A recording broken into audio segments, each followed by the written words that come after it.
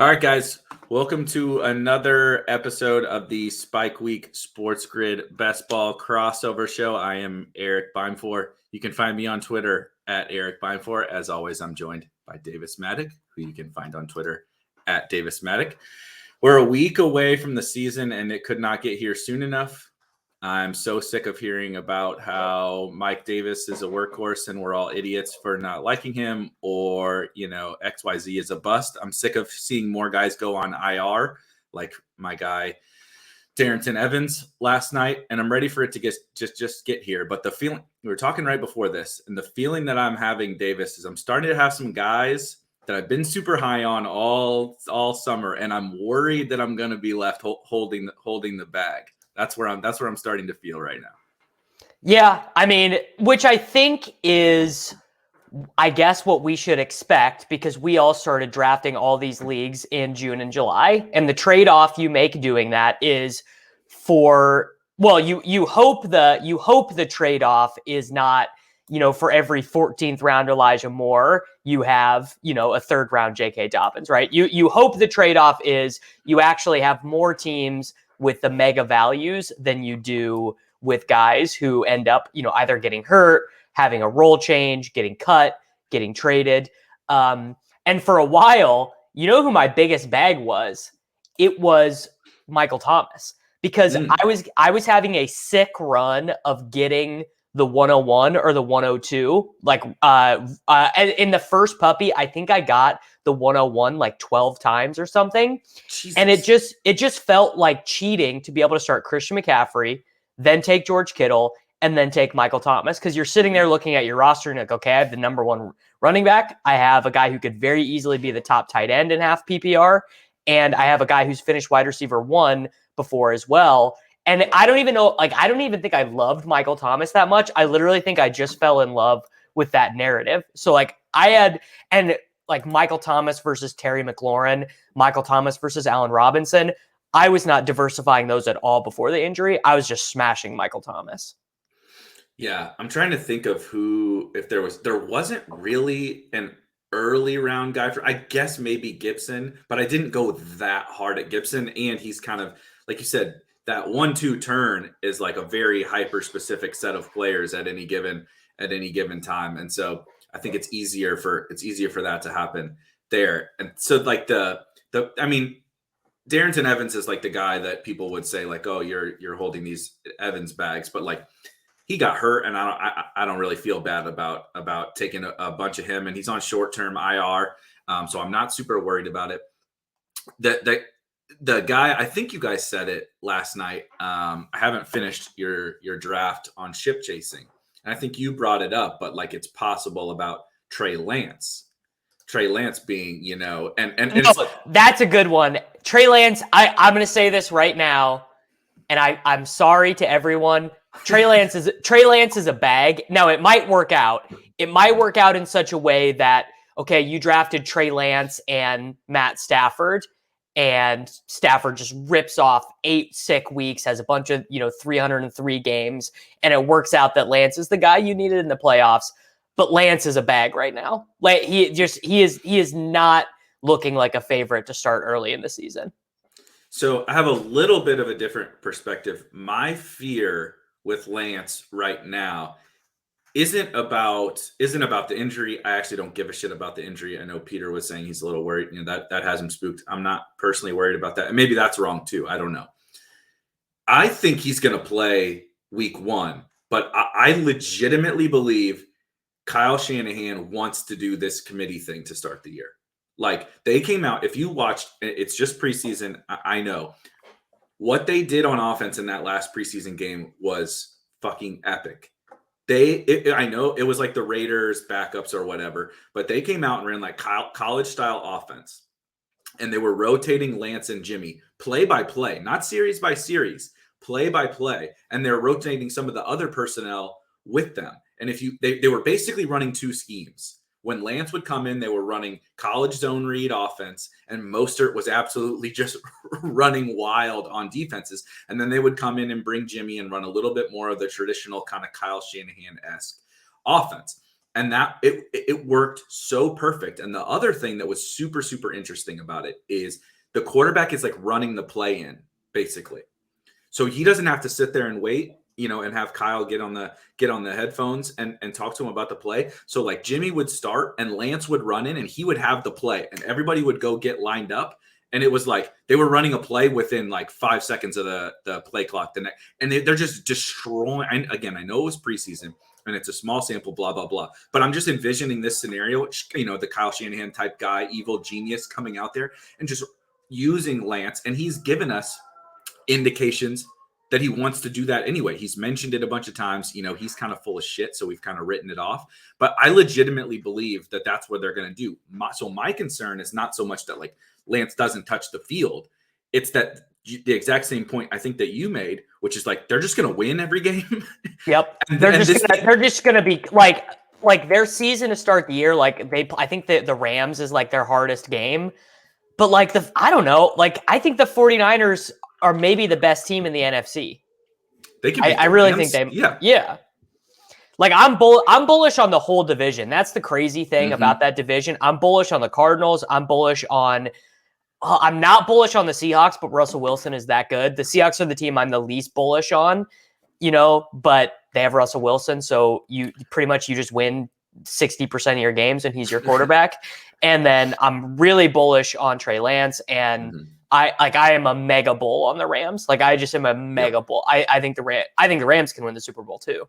I don't think Seattle can win the Super Bowl, but would I be like totally floored if Russ just went nuts? There is a reason for optimism with like Shane Waldron, right? Maybe Schottenheimer was actually the issue. I'm not sure that that's true, but like maybe Schottenheimer really was the issue. And now Russ with Metcalf and Lockett, maybe Eskridge is actually useful, right? Blah, blah, blah. Maybe they are actually pretty talented, all around, and Waldron can kind of turn them around. But I agree. I'm very on the Rams. I'm obviously on the 49ers. I mean, I can't dream of an offense that if you're not investing in the 49ers, that's one that I would never understand. Like if somebody just said like, I'm not drafting any 49ers, like that doesn't make any sense to me. And so, and they also have like a solid defense. They're lacking in the secondary, particularly at corner. But their front seven is just absolutely sick. And then, the Rams have Donald and Jalen Ramsey and all this. And so same thing. I think it's just going to be like shootout city in that division. And I think there's a top two, at least in my opinion. But back to like the Lance thing, I think this thing probably works because they're so good. And like he's, it's a typical coach, the old coach thing. Like, why am I going to change it up when I look like a genius, right? Throwing Jimmy in and pulling Lance in and doing all this different stuff. And so my fear isn't necessarily that Lance like is just sitting on the bench. It's just that the team is so good. It's the same argument people are making against him, like riding the pine. I don't think that's going to happen. I think he's going to play, but we need the real ceiling eventually to come through, which is obviously playing full time. Yeah, so that is actually I hadn't heard anyone make that point, but that is actually legit. That the defense is obviously, like that's been their calling card for most of the since they've been good since Shanahan's come. So the defense is really good, and in a way, Trey Lance could victimize his own fantasy success by making the running lanes like so absurd. Like Mostert and Sermon, we think are going to be good, even if Jimmy's the quarterback. But like the rushing touchdown that Lance scored in week 3 of the preseason, where Ayuk comes across as the jet motion guy, he ball fakes to I don't remember which running back it was, and so he ball fakes to Sermon, and he literally just walks into the end zone. Like when you have a 6'5", 240-pound quarterback who runs a 4.45 at quarterback, and you have Trey Sermon, and you have Mostert, and you have Debo and Ayuk, who are these incredible speed guys, right? I mean, Debo's first NFL touchdown was a rushing touchdown, like a really long one. Mm-hmm. So you have that element, and then you have Kittle, who's the best. I mean, like a Gronk level run blocker. Like they could just be winning these games like 35-21, scoring like 2.5 rushing touchdowns a game. Right. And like, the bull case for him it's still very clear, right? They're going to score a lot of points. He has the rush, the Konami code, all that kind of thing. But your exact point is a little bit of my fear that has started to come about over the course of the preseason. Like watching what he did, again, small sample in the preseason, but when you start to see some of the things come true that like where things maybe you believe, a little bit of confirmation bias or whatever.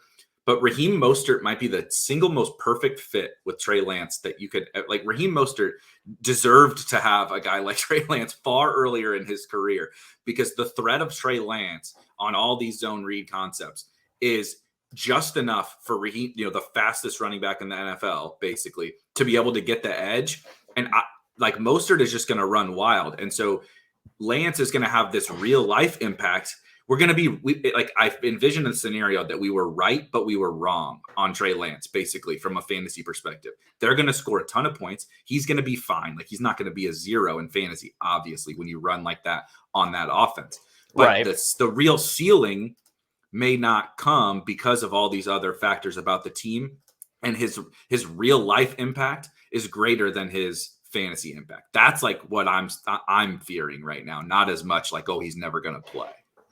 Yeah, I mean, I don't think he's never gonna play, but I think that the finger injury is like a very convenient thing for Kyle to say, right? Yeah. Like oh, week 3. Well, Trey missed some practice time. We're still getting him back up. Like it was just a very convenient timing thing. I guess the way it could be unbagged very quickly though is Jimmy gets hurt, and Jimmy has a long history of getting hurt, right? We've all seen enough CJ Beathard and Nick Mullins to last a lifetime.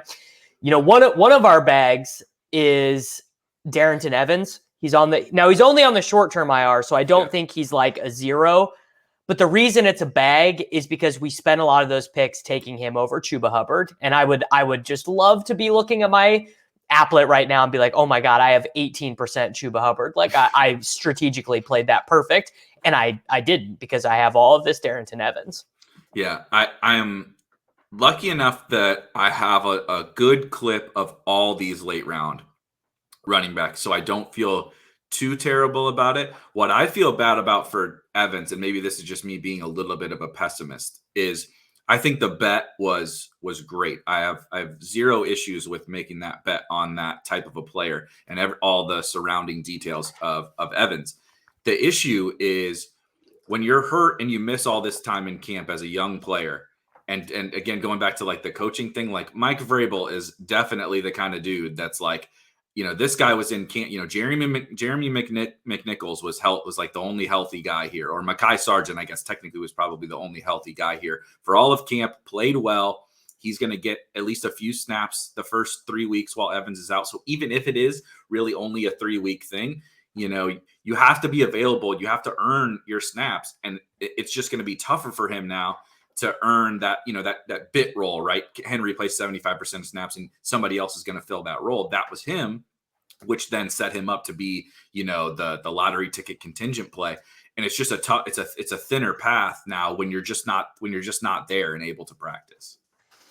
That is a real thing. Like that's just a coaching thing in general. And Darrington Evans, this happened to him last year too, right? Yep. So it's like 2 years in a row of him suffering like these short little injuries that, okay, we have Jeremy McNichols playing. Remember when Donta Foreman showed up and scored a rushing touchdown? I was like, who is this guy? Like, I didn't even know he was still in the NFL. I don't even have him on my spreadsheet as projected on the Tennessee Titans roster. Yep. So, that is a problem. I'm also wondering if I misplayed the Darrell Williams versus Jerick McKinnon thing, because Darrell is like, just has no special qualities as a football player. I do think he is the second running back there, but he just has there's nothing about him that makes him special. Whereas McKinnon, when he's healthy, is actually a pretty special player. I have taken I wasn't taking McKinnon early because I had kind of the same stance as you, and I didn't take a lot of Darrell either. I mixed him in a little bit just because like special quality type stuff. I struggled to see maybe what I saw in guys like, this is back when Darrington was going in the 18th and Chuba went in the 17th and Damian Williams went in the 18th and the 17th. There was a little bit different times than we're living in right now. And I agree with you. I think I think I misplayed that a little bit early on. I have been trying to rectify it a little bit, but that's also been like forced on me because all these late round like the market has changed so much. We're holding some of these bags that we're talking about right now, like Darrington. It's not like I took much Quadri Allison, but like, some like he's gone, right? He's done.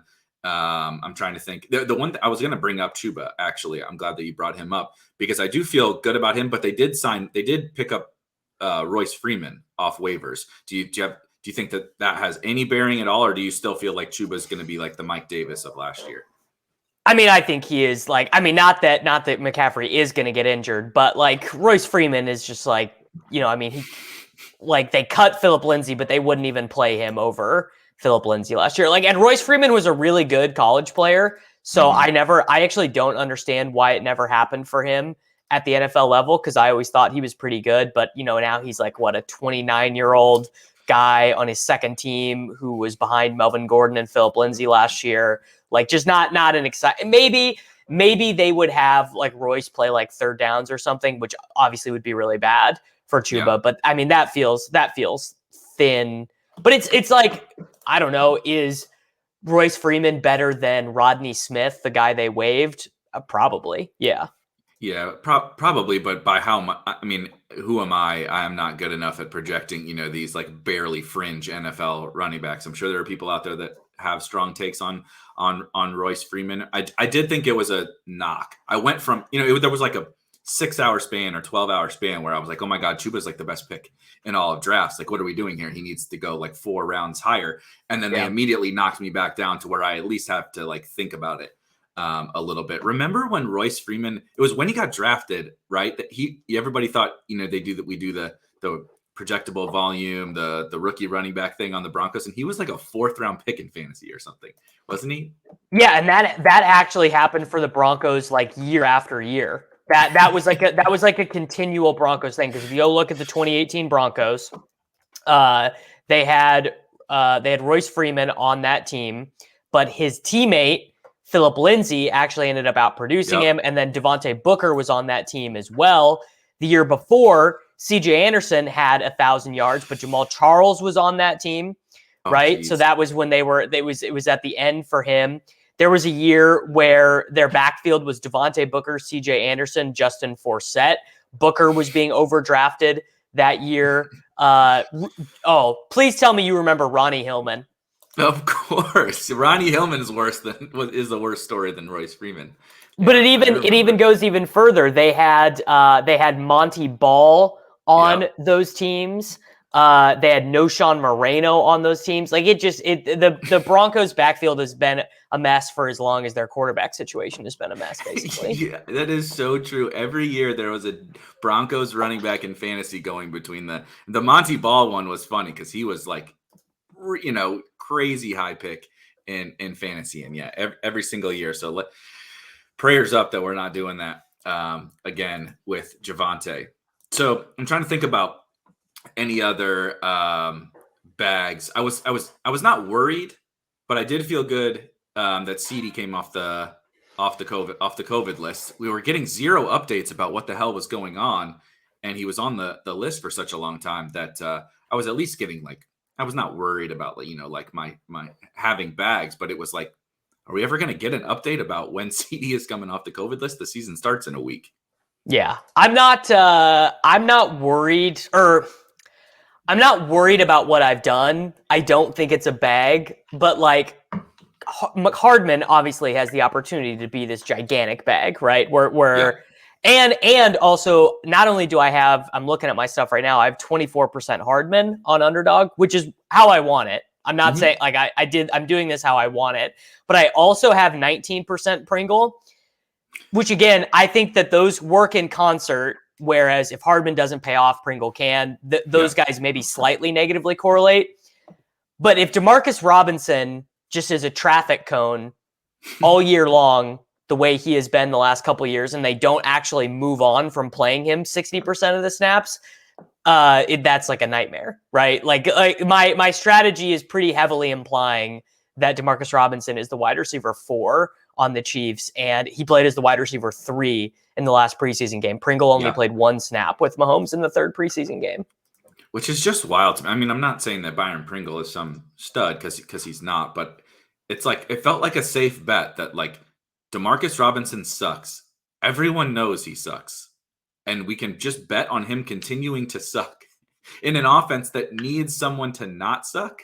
And it's like, Right. are we still going to do this Demarcus Robinson thing? But I think that was that's definitely not. I wouldn't consider it a bag, but I wouldn't say that the preseason went how you were hoping it to go for Well, the first game did. He caught the touchdown on the goal line in the first game. Yeah. So that got me hyped. I was like, okay, like I'm packing my bags. I did the right thing here. So this was a bag I had early in the draft season, and honestly, part of my motivation to just like keep drafting and doing more teams and changing my exposures was I was big on the Giants backdoor stack in June. Evan Ingram, Daniel Jones, Darius Slayton, Sterling Shepard. Like I'm looking at it right now. I still have 15% Sterling Shepard, and that was higher at one point. But like, the only Giant I want is Saquon. And even then I want him at a discount now. Like they're going to be so bad. That's the thing is, we don't want to draw too much from the preseason and all the camp news and stuff, because I think we even talked about it maybe last week or whatever. Like, do you remember camp from previous years? Do we remember the storylines? I mean, maybe some of it we did get information about how good and bad teams were, but I don't remember is the point. The Giants just feel like a special case to me. Like, it just feels like you kind of talked about on one of our shows before that you were like, a little worried about the Eagles. And I think that one was at least like debatable. I tend to agree with you, like some of the news and stuff we came out there, but there was at least a reason for upside on that offense, right? We know what Jalen Hurts can do as a fantasy runner, Rager, obviously Devonta Smith, blah, blah, blah. I can't come up, other than the fact that Saquon Barkley is one of the best running back, talents of all time. I can't come up with a reason to be excited about the Giants. I mean, maybe the worst starting quarterback in the NFL with the worst starting offensive line with the worst coaching. It's like, how do we dream up a scenario? And I was doing the exact same thing as you, right? Because we didn't have certainty on Denver and New Orleans and whatever. It was like, oh, I'm just going to lazily pick Daniel Jones because he runs. Yep. And those guys are available to me to stack with them, so it's like, I don't know. So, Darius Slayton, Daniel Jones teams, like, you want to talk about feel like you're holding bags with Daniel Jones, Darius Slayton. I have a huge Evan Ingram bag because he is like really to me, like the only tight end who I could hit. Ertz and Ingram were the only tight ends after pick 100 who I could see having 100 target season. I even love Cole Kmet. I don't think he will see 100 targets. I think the way he pays off is like 8 touchdowns or whatever, and correlates because his upside is so tied to touchdowns, correlates to Fields in a really meaningful way. But Ingram being hurt is really, really bad for my bags. Yeah, and he was like a guy I think he was plummeting because it was kind of really bizarre, right? Early in the year, Kenny Galladay was, but he was getting the most absurd he this year's digs, which was just laughable, like absolutely laughable. Such a lazy comp, but he was going in like the 5th round, and obviously Saquon was a 1st round pick early. He's kind of slid a little bit, and then all these other guys were free, and Evan Ingram, we could possibly argue was the best weapon, like that made the most sense for this team and what they needed, right? A good dynamic tight end that can go play over the middle of the field with a bad offensive line, blah, blah, blah. And he was getting penalized like Darius Slayton was, while Galladay was not getting penalized on this team in the draft markets and stuff. And so he seemed to me like I got kind of lucky and bailed out, I think, just by my draft strategy. Same thing with like Irv. I actually liked those guys. It's just that I didn't end up with a lot of them. So, knock on wood, I haven't gotten bailed out on like Darrington and ETN and stuff like that, but I did get a little bit bailed on those guys. Tight end is where I think it's a perfect segue because that's where I feel like I'm holding the most bags. I was trying to push some things with some of the late round tight ends and stuff. I just didn't. Everybody has done the elite tight end, and we all understand how beneficial that is and the edge it gives you in drafts, blah, blah, blah. But I still wanted to have some teams where I'm like, let's push the limits here, and see if Cole Kmet is a breakout, if whoever is a breakout, right? Maybe the Ferkser thing works for the Titans, right? And there has not been a positive step other than maybe Cole Kmet on any of these guys. And I feel like every team that I have here, like I'm looking through Ferkser, Jarwin, I guess the Patriots guys have got some life. I was taking Herndon early, which I guess has sort of bounced back, but it certainly wasn't. I mean, you got it. That's a dead cat bounce. Like you got to be thankful for that. It was like, it did go from that. This was one of the worst bets I've made all off season to, okay, I can't complain anymore. But even like, I don't know, Goddard, obviously not good. Troutman, if you took Troutman early, I mean, that's curtains. It's just bad, man. Tight end is bad. I have no tight end bags because my two most drafted tight ends are the two best guys, Zach Ertz and Donald Parham. They were the guys I was taking the entire time, and I feel like 10 times more confident in Ertz today, and Parham I feel the same about, which is that the Chargers don't have a real third wide receiver, and the Charger to take in the last round of your draft was not Tyron Johnson or Josh Palmer, but Donald Parham.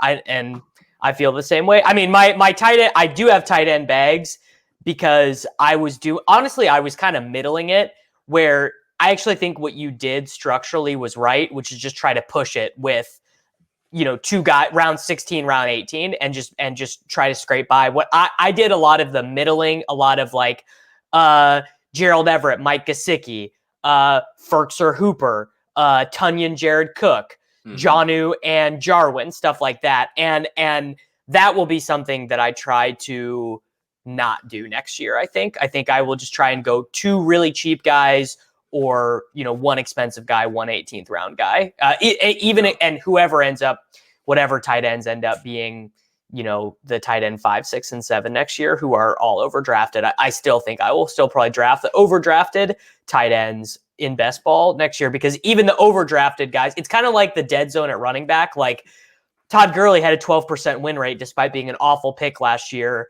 RB2 kind of functions the same way as tight end does, where like Logan Thomas, who I think is this objectively terrible pick, if he has 52 receptions, 580 yards, and 4 touchdowns, he still probably advances a fair number of teams because of how bad tight end is. 100%. And that's, I think I took a fine approach to it, maybe with some of the wrong names, but like everybody falls into the trap. Every single year we do this tight end dance. And we end up having this conversation that we're having right now, where we're like, oh yeah, tight end looks better. There's Irv. I know Irv got hurt, but there's Irv. Ertz is going to leave, and Goddard's going to step forward, and Ertz is going to get traded, and he's going to be better, right? Komet's going to break out. Jonnu's gone, so Ferkser's going to break out. Jarwin's going to be back. There's all these guys that we think. My bag is Mo Alley Cox. That's my. I don't really feel that bad about everybody else on this tight end list because I mostly sprinkled them. I mean, Komet's my highest owned, and my top 5 is Komet, Mo Alley Cox, Pitts, Kelsey, Everett. So like, I don't really feel that bad about everybody except Mo Alley Cox. I'm holding a reverse bag in that I have not drafted enough Kyle Pitts. I'm right at 8% with Pitts, so that's right. Even 8% of teams are going to have Kyle Pitts. That is bad. That is just straight up bad of me, and I should have been making more of an effort, especially when I should have been doing it was like that month period, which we're out of now because enough new people have entered into the ecosystem. But that period where Brandon Ayuk was going 4-2, right? Yeah. That is when I should have been snapping up Pitts. I should not have been drafting Odell Beckham at the 4-11. I should have just been trying to get Pitts there as much as possible. And that feels like he fell. It went like this, right? He was going earlier, and then the wide receiver flipping happened. And like you said, now Ayuk came from early 5 up to early 4, and Pitts went back to late 4, early 5. And so, like you said, that was legitimately when I had this. I'm like, why am I not just getting Pitts now? Because I wasn't really taking him that much before, even though I like him. That's definitely one. He looks better now. Like, if we had been right about a lot of these other tight ends, he would look much worse. That taking him in the 4th, 5th round or whatever. Now having all these dudes wiped out, like he looks much better. And so, yeah, I feel pretty good about Pitts. I'm just trying to look and see if there's anybody else that we want to touch on. I feel good about wide receiver. Tight end was really, really bad, but wide receiver, I feel pretty good about. Running back is, I expect running back was going to look bad because all my highest owned guys are pretty shitty actual real life football players. What about Madison? How are you feeling about Madison? Has not come back to practice. I have no idea what's going on with him. I have a good. I don't have hardly any of him because he was always in a range where I probably wanted to take a quarterback. Yeah, I have 6% Alexander Madison because a lot of the time when Madison would be on the clock, I'd be taking Tua. I'd be taking even Baker, honestly, because you know who my most owned wide receiver is now is Donovan Peoples-Jones. Oh yeah, that makes sense. Yeah. I'm cool with that. Yeah, because I just do that. I do that backdoor. I do it. You know, if you especially because there was after week 1 of the preseason, there was that run on Fields and Lance where like if you wanted to get Lance, you had to take him in the 9th round. If you wanted to get Fields, you had to take him in the 10th round. So like I just was not going to pay those prices. So that I was doing a lot of, I was actually doing a lot of 3 quarterback teams then. Like I'd take Carr and Mayfield and Stafford or Ryan or whoever, which I think is bad. Like 3 quarterback teams you want to be doing earlier in the offseason where you have much lower confidence intervals in your 18th round picks. Now that we have all of this information, like I think literally I probably drafted 12 teams yesterday and I bet 100% of them were 2, 5, 9, 2, which I think is what you need to be doing. I think so right now. And I think I did a big dog yesterday and got ran out of, it was a hero RB team with CEH, which by the way, CEH is falling and maybe we should talk about him too in a second. But I got ran out of running back, but the only way I was even able to like partially recover is because that's how, it's not 2, 5, 9, 2 in the big dog, but like it's the same. It's the exact same idea. The only way, like, cause these late, like we don't have access to the late, like the quality of late round picks that existed before, at least in terms of like what we can pipe dream about their upside, right? Even Quadri Allison was a guy I'm like, well, shit, all these other 18th round running backs are gone. Maybe I should take him a couple times. And then he gets cut, right? And Gallman got cut and now he's a thing. And so the quality, at least in terms of a ceiling of those late round picks, definitely at wide receiver, right? Donovan Peoples-Jones is not going in the 18th round anymore. And the 18th round, I've taken like Jarrett Patterson, using some of Sean's advice. Like we get run out of guys and it's like, I'll just sprinkle in Jarrett Patterson now or Jamar Jefferson or whatever, guys that I would never, ever have taken before. But now these late round picks are so bad that I'm trying to kind of diversify at that back end because it's pretty gross back there right now. Yeah. Well, I think at the back end at running back in Underdog and in DK, there's still lots of guys I like. I greatly prefer Darrell Williams, Justice Hill, Carlos Hyde, Cordarrelle Patterson, guys like that. I greatly prefer them over taking the wide receiver 112, right? I prefer that over taking James Washington has become my guy now because when I need that 9th wide receiver in the last round, I'm so lost as to what to do because you can't get Pringle there anymore. You can't get DPJ there anymore. I do not want to have more than 10% of Olamide Zaccheaus, who I was taking a lot. Like he was just like, oh shit, I have 8 seconds on the clock. My last pick, Zaccheaus, swipe it. Mm-hmm. So I prefer to take running backs there because the wide receiver has been pushed so far up that all these guys with a semblance of upside are gone. But the James Washington thing, I'm basically, he's like a wide receiver handcuff. Like he will play for Pittsburgh if one of those guys gets hurt. So that is how I've been selling myself on him for round 18. Yeah, I kind of like Tim Patrick in that exact same scenario, just because I think like just got to wait out for him to get traded. Yeah, and they have multiple outs. It was like Peter and I got super lucky a couple weeks ago. We drafted a team on Underdog, and we took Sony with our last pick in the 18th round, and like it just happened to come up. Like we backed into Mac Jones and a Patriots thing, and so we just kind of backed into Sony. And we got lucky, but also part of that bet is the same thing as James Washington and the same thing as Tim Patrick. like maybe the same thing is right. Pick one of these. Like Brandon Cooks might be the same. Like you're paying a really, really steep cost for Brandon Cooks. But like if you want to say like, maybe the Chiefs should just go get Brandon Cooks instead of trotting out Demarcus Robinson or something, like those kinds of scenarios. No, I've drafted 0 Brandon Cooks, but the same premise exists for some of these guys where like there are outs. There are outs to James Washington. Starting at wide receiver for the Detroit Lions or something in week 4. Yeah, no, that is legit, but I could not respect myself if I'd been drafting Brandon Cooks, so I haven't. No.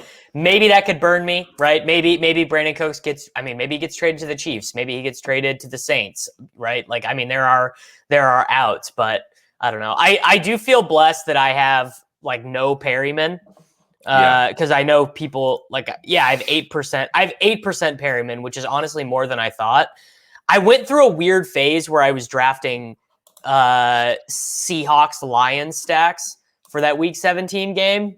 So that's where that came from. But I feel blessed to be at 8% because I know some people have like real Rashad Perryman bags. I got lucky and avoided that one. Shout out Leone for ruining that's such a funny bit that Perriman, and he made sense obviously, but he projected so well and everybody, so many people use the ETR projections and ranks that Perriman. I remember like even doing streams and stuff, and you get to the 16th or 17th round, and everybody that used ETR ranks, Perriman had been at the top of the queue for 4 rounds or whatever. I avoided, thankfully, the Perriman thing. But this, like a lot of this conversation that we're having, like kind of how we stumbled into some of these bags is like the lessons I feel like I've learned from this year. Some of them are just, that's just how it goes with football, right? We're going to have this probably next year. If we're doing the show at the same time, we're going to be like, yep, I got this guy's a bag, this guy's a bag, whatever. But I feel like the tight end thing was a big lesson for me. Like stop. Like I don't need to try to outsmart anybody at tight end. Like I get it. Maybe there is, maybe Irv Smith or Dallas Goedert or whatever are the next superstar, but you're drawing so thin to them doing it that I would rather have 150 teams of, whether it's elite in a punt or just kind of punting it off or whatever. I would rather optimally construct at tight end. And then like you talked about the Pitts thing, I'm not even using it as a tight end point, but the market shifted so much, and it's going to happen again next year too, right? Once content creators and stuff get in, the market's going to shift, and like really using that to my advantage as opposed to just kind of like, freaking out and taking Odell Beckham at the 405 or whatever. Yeah. I mean, I think actually that'll probably be, I think how I handled tight end and not taking Pitts is just going to end up being a mistake. I don't know. Like I'm thinking about it and I'm just like, this has been so bad. Though I just am like windmilling on everyone in my mind, seeing Ertz coming up the boards right now. And I'm like, none of you guys wanted him. None of you used to be able to take him with my last pick. None of you wanted him. And Pat and I were screaming from the mountaintops about Zach Ertz Gerald, and no one wanted him. And now here we are. I did want to mention that I've switched my thoughts on the Eagles. I'm not worried anymore. Because what I was worried about was that they were just going to fuck with Hurts, that they were just that they were going to put Flacco in, that they were, we're trading for Deshaun Watson. And I just think that, I mean, Gardner Minshew, like, great, he's a funny guy. He's a good quote. I think that they're in. I think that they're like, all right, we are going to make they tried to do the trade with the Texans, or at least explored it. Seemed like the Texans wanted too much, so they're not doing it. And, human element aside, I'm not going to blame anyone for wanting Deshaun Watson, a football player, on their team. So I don't think it's them being like, oh yeah, Jalen Hurts sucks, right? Because Deshaun Watson is, when he plays, one of the 5 best quarterbacks in the league. So I don't think they're saying he sucks. And I'm like reverse bag holding on not having enough Jalen Hurts. Yeah, I feel the same way. I've been actively trying to correct that, and all the weapons. Devonta Smith, I have enough Rager, and I was I reluctantly bought in to Pat and you just endlessly touting Ertz, so I feel fine about where my Fulgham bags. There's one. Fulgham bags. Yeah, I mean Fulgham, Colin Johnson. Did any other of these late? Tyron Johnson, I feel like flipped into a win in the 18th round somehow. I don't know. Shout out Gretch, because he goes from maybe the fourth or fifth wide receiver on the Chargers to like the number one waiver ad by a team that could probably use him. So Tyron Johnson as one of my late round wide receivers, I actually somehow feel fine about. It's kind of like the Herndon thing. Like, it's not ideal, but it worked out okay. Colin Johnson was maybe my worst take of the entire offseason. I still don't even really know what just happened, honestly. That one was like totally nuts. And Fulgham, I guess, yeah, I was just buying in too much to playing DFS, right? You played tons of DFS and everything, and seeing what he did, it just felt like there was no chance that even if he was the fourth guy, like, that's fine. I didn't foresee this happening for Colin Johnson or Travis Fulgham. No, I mean, Fulgham being cut is like, Colin Johnson, we both think is good, but he's done very little at the NFL level to be like, he absolutely has to be on an NFL team. There's no excuse for him not to be on a team. But Fulgham was like just roasting all pro cornerbacks last year. And then the coaching staff said the reason why we weren't playing him was because he was complaining about playing behind Alshon, who sucked. And like, that's just, it's not good protocol to be like, yeah, my teammate is bad and I'm better than him. So I wonder if part of the reason why he got cut is like, he was like grumbling. Like, I wonder if he was like, this is bullshit, right? Like, yeah. I've been playing well enough. I deserved, like, I watch Jalen Reagor in practice every day. Guy sucks. Or I seriously, I wonder if it was something like that. Like, I wonder if it was like an attitude thing. Yeah, I mean, it very well could be, because he's, he was a late round pick out of Old Dominion. I got his page up here, and hasn't ever really done anything. But I mean, I didn't. I remembered the stretch that he went on last year, but pulling it up is crazier than I even remember. 6 for 78 and 1 against the Cowboys, 5 for 73 against the Giants, 6 for 75 and 1 against the freaking Ravens, 10 for 152 and 1 against the Steelers, and then goes 2 for 57 and 1 to close the year. I mean, it was like an all-pro finish. Like, he basically closed the season as a superstar. He was the wide receiver 1 for a month. Like, the number 1 scoring wide receiver in fantasy for a month. Unbelievable. So yeah, same thing. I mean, like you said, these 18th round picks and guys that are not like supremely talented, things can go wrong. But Sam Hoppen, another piggybacking off this, he made a good tweet. He posted a good tweet yesterday about attacking these late rounds and being able to avoid the Perrimans and the John Browns and the Quadri Ollisons and those types. I don't think Colin Johnson and maybe Fulgham, I don't think that those guys fit this bucket perfectly, but basically being like, find the young guys, even if they're not, like second on the depth chart, but find the young guys, that have at least a little bit of draft capital and some, some incentive for the team to keep them around and give them a shot, as opposed to trying to guess who we think, I like Colin Johnson seems like an NFL wide receiver to me, but at the end of the day, he's really just a jag, right? And no pun intended. He's really just a dude. And so like this was in the range of outcomes, but like even like Darrington Evans, that like who we were talking about, like he's not getting cut. And even when he comes back, he might lose his job, but they're still probably going to give him a shot because they spent a third round pick on him, So like, right. I think that was another lesson I feel like I learned. Yeah. Like younger players with draft capital, like guys with no draft capital, Mike Davis, dude, like $5 million is like nothing for the cap situation that the Falcons were in after they traded Julio. Mm-hmm. And Mike Davis is a 30 or 29-year-old, journeyman veteran. And the same thing for drafting Ollison, right? No draft capital for Ollison or anything like that. So it's like, yep. That thinking about what teams have put into players will reward you, and the Eagles put nothing into Fulgham. He was literally same thing as you picking up, a wide receiver on your waiver wire. That's how the Eagles felt about Fulgham. He meant literally nothing to them. And you get new regimes, right? Atlanta's a new regime. They don't give a shit about Quadri Ollison. Why does Arthur Smith care about Quadri Ollison? You know what I mean? He didn't pick him.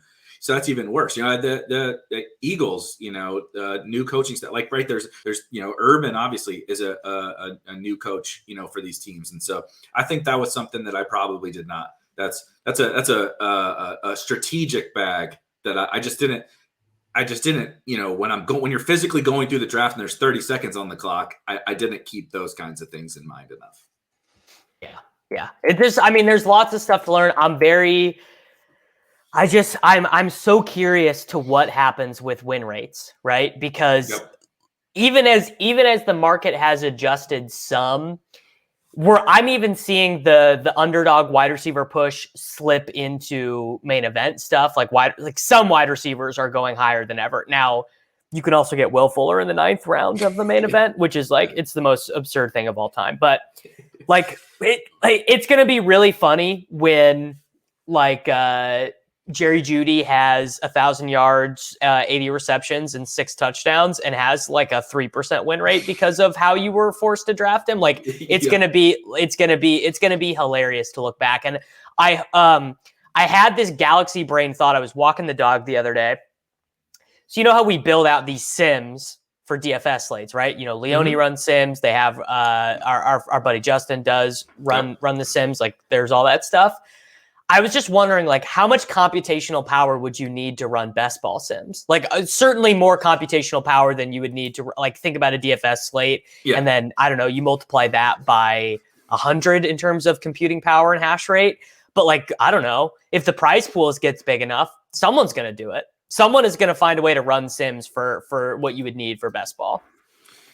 Yeah, it's so interesting. The win rate thing is such, because we're still so freaking early in this, and everything is changing, you know, like basically day by day, everything is changing.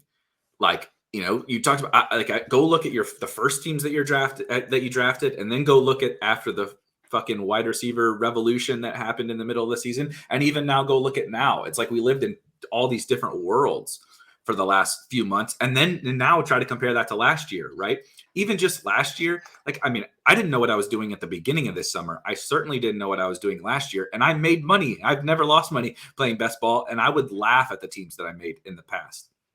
So we're going to get to a point. We're going to get to a point, like you said, that smart people, you know, and like whales, rich people actually are going to start caring about this. We're not there now, but it's going to get there. And I'm super interested to kind of see what this evolution looks like this summer, of like all the content and the conversations like you and I have had. Like, we're not going to be able to just do the same thing next year. Like, what are we going to be talking about at, you know, all summer and next year? It's kind of fascinating. What if we can end this on this thought experiment. What if Tyreek Hill catches 120 passes, has a 29, he has Devontae Adams target share, but he's also Tyreek Hill, and has like a CMC season, but as a wide receiver? Do you think it is possible that fantasy drafters will ever unanimously have a wide receiver as the 101? No, never. Never is. I will never say never. Like Calvin Johnson never went as the first overall pick, even after the 2,000-yard season, right? The problem is that it would have to be. So what it would have to, CeeDee Lamb would have to do it. It'd have to be someone young. Yeah. CeeDee Lamb or Justin Jefferson need to do it. Somebody like that needs to do it. Just because of the age thing or whatever. They'll take old running backs, right? But they won't take an old wide receiver 101. Now he's already going in the first round. He might go 103 or something, right? Let's say, just playing out the season in the most normal way. Like CMC does CMC things, and then Kamara does Kamara things. Like he might go 103. He might be like the consensus 103, but I still think he would go after the running backs. I love these thought experiments, because also not even just for playing out to your, like, the win rate stuff that you brought up. What if we get to the playoffs, right? Last year, everybody uses this, and I'm so sick of it. Kamara scored 6 touchdowns, right? Kamara was the guy you needed. So now we have to get a running back because we need to find the next Kamara. What if Tyreek Hill scores 4 touchdowns and has 250 yards, which, by the way, he did last year in a game? What if Tyreek Hill scores 60 fantasy points in the championship and it's not a running back, and you needed to spend, he's a first round pick. The only place you can get him is in the first round, right? And he does what you just said. What are people going to do now? We can't have the running back debate that we had this year where, like, well, I got to find Kamara, right? Or I got to find Dalvin, or I got to take CMC. Next year, we'll be like, well, the guy you needed was Tyreek, or the guy you needed was Diggs or Ridley or whatever, you know, pick a wide receiver. Like, I'm fascinated if that's happened. Or Kelsey, right? Kelsey scores 40 fantasy points in the championship. Like, what are we going to do next? Like, what are the people going to do? I know what I'll do, the same thing I'm doing right now, but, like, what are the people going to do if Tyreek Hill's the guy you need? I mean, if Tyreek Hill is the guy you need, he is going to get pushed up. Like he will go maybe the 1-2, especially if like this Kamara gets injured at some point, right? If Dalvin gets injured at some point, like running back behind CMC, we have a lot of guys who are pushed up, but like there are very clear downside cases for all of them. You know, Zeke is going to be aged up another year, though Zeke is fascinating where I anticipate him being a very good pick this year and doing well, but I would find myself very hard 12 months from now to be really excited to take a 28-year-old Ezekiel Elliott in drafts. He's a bet this year on this offense, and he's still good enough. But you're not excited about Zeke in dynasty leagues. You know what I mean? You want JT and Gibson and CEH and those guys in dynasty leagues. So, but yeah, that's like my favorite thought experiment. Basically, is what you said. What happens if pick a wide receiver? It could be Diggs or Devontae or something too that just smashes, and not even just for them, like that specific player against Kamara or against the running backs, but like how is the market going to react? Because we've done this whole summer of everybody saying, I think it's mainly correct, right? That we need the running back that has the legendary upside, right? Because it does happen just about every year, 1 to 3 of those guys, but like. That's like seasonal fantasy, kind of. What happens if the guy you need to win $1 million in best ball is a first-round wide receiver or a first-round tight end? It's like, what is the market going to do next year? Are they going to overreact to that? Because I feel like we might have overreacted to the running back thing, at least early on this year. Yes. Yeah. I mean, just the idea of like, you need this guy or you need that guy or whatever. Like, I don't know. It's probably, if I had to guess, I'd guess it's pretty unlikely a guy scores 6 touchdowns in week 17 again. Just if I had to think about that, and more than likely the team that wins is just going to have a lot of guys who do very well, and they're going to have a very structurally sound team, probably a stack. Probably it will be an undervalued stack. It could be Tua, Fuller, Gesicki. Could be Fields, Mooney, Kmet. Debo, Lance, whoever the third wide receiver for the 49ers is, because I don't think anyone knows. I think is it Mohamed Sanu? Yeah, yes. Unfortunately, I think eventually he's got to lose that job, but he's the slot receiver right now. Well, Richie James was going to be the guy, but he's on short term. He got hurt. I don't know if it's short term IR or PUP.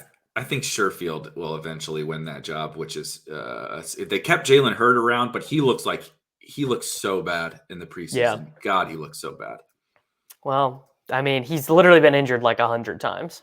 Even in college and converted running back. I was excited. I remember drafting Jalen Hurd. Was that last year or 2 years ago? No, it was last year because I was drafting him too. And I remember when he got hurt, I was like, well, that's a bummer. Yeah, add it to the list of the bags we have held, which is the perfect segue to end this episode.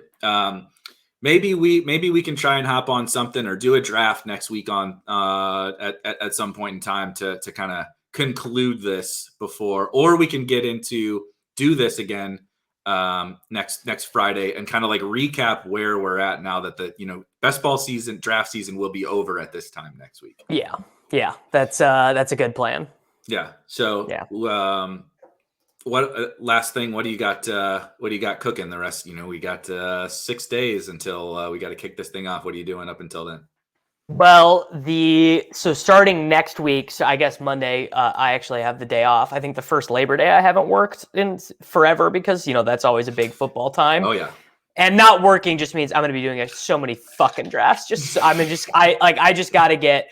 I think I have like 50-ish entries left to max the puppy 3.